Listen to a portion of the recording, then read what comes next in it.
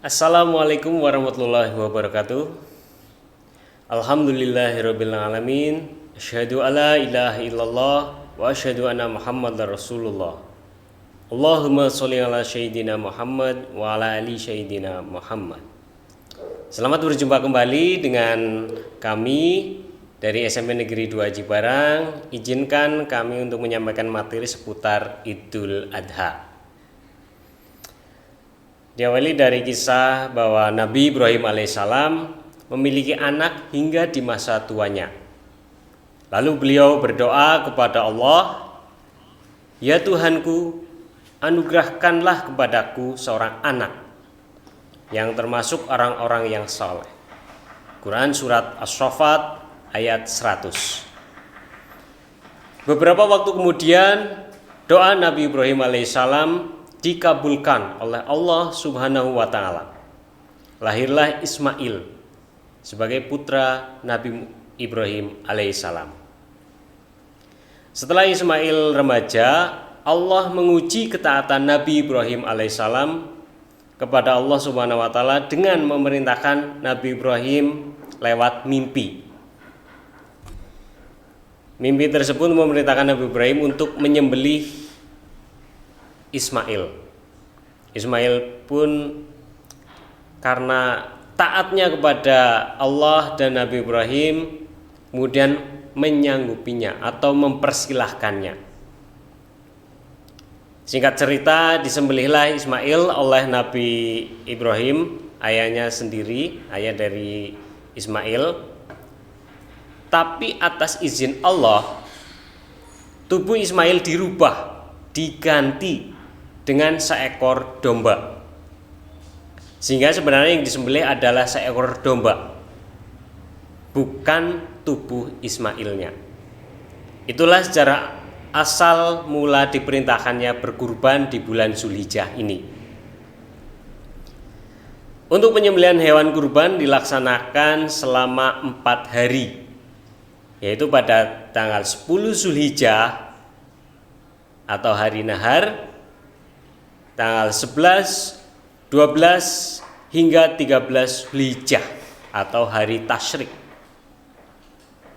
Sedangkan kriteria binatang kurban diantaranya yang pertama, pastikan bahwa hewan ternak yang dianjurkan seperti unta, kambing, domba, sapi atau kerbau. Yang kedua, untuk kambing dan domba usianya cukup 12 sampai 18 bulan. Sedangkan untuk sapi dan kerbau usianya 22 bulan. Dilihat dari fisik, jika usianya sudah cukup untuk disembelih, giginya pasti sudah berganti atau tanggal, 2 gigi susu depan. Kemudian warna gigi hewan ternak pun terlihat gelap. Hal ini menandakan bahwa gigi susu hewan tersebut sudah berganti, yang menandakan bahwa hewan tersebut sudah dewasa untuk disembelih.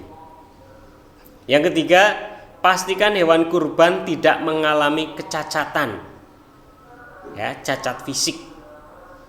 Yang terakhir, tentu saja hewan ternaknya sehat, gemuk, tidak berpenyakit, tidak kurus, makannya juga lahap.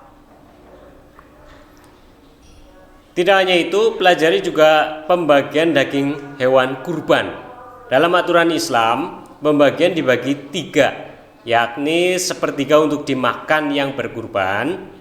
Untuk kita bagi yang berkurban itu bisa mengambil sepertiga. Sepertiganya disedekahkan untuk orang-orang yang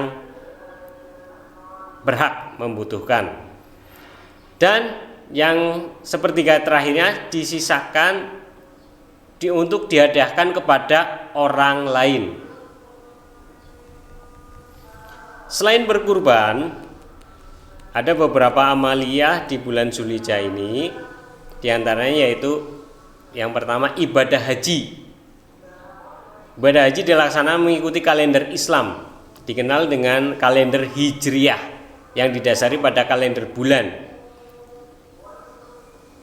Untuk haji sendiri dilaksanakan pada periode 5 hari, yaitu tanggal 8 sampai tanggal 12 Zulhijjah, bulan ke-12 sekaligus terakhir kalender Islam.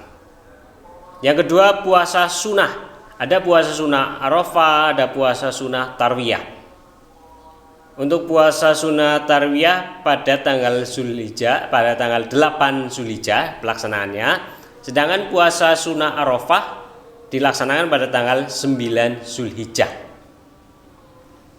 Untuk puasa Arafah memiliki keutamaan yaitu menebus dosa setahun yang lalu dan setahun yang akan datang. Sedangkan puasa Tarwiyah keistimewaannya adalah dapat menghapus dosa setahun yang lalu. Ibadah di bulan Zulhijjah yang ketiga ada sholat Idul Adha. Sholat sunnah Idul Adha dilaksanakan pada tanggal 10 Zulhijjah. Dilaksanakan dengan 2 rakaat. Dengan rakaat pertama 7 kali takbir.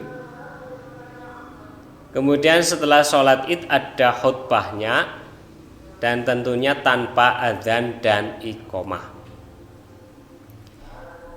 Yang keempat diantaranya memperbanyak zikir dan sholat sunnah lainnya.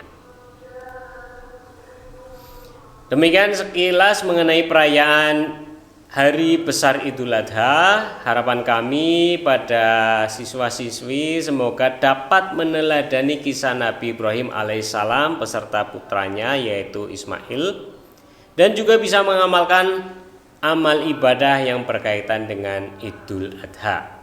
Tidak lupa selama pandemi tetap jaga kesehatan, patuhi prokes, protokol kesehatan, pakai masker, jaga jarak, cuci tangan, dan lain-lain. Kalau kita dan lingkungan sehat, insya Allah ibadah jadi lebih lancar dan lebih khusyuk lagi. Semoga Allah selalu menjaga kita dan melancarkan kita dalam beribadah kepada Allah Subhanahu wa taala. Amin amin amin ya rabbal alamin. Tolong setelah tayangan ini disimak, buka website sekolah untuk mengerjakan tugas berkaitan dengan materi yang tadi kami sampaikan.